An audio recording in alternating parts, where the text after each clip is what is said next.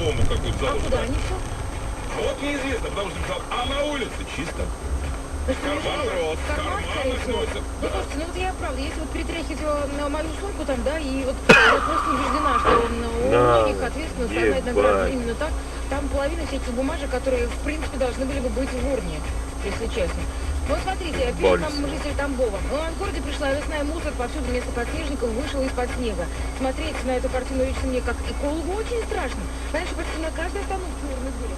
Сейчас просто беда. Слушайте, а может быть и правда, принимая опыт западных стран, там, Лондона того же самого, наши власти боятся именно вот этого, поэтому урны... Кристина, я тебе так скажу. Для того, чтобы, например, вот, в спальном районе избавить от мусора на улице, конечно, нужны помойки, но и люди сами не доносят. Вот, например, Андрюша из Норильска тоже о взаимосвязи. Ёбаный рот.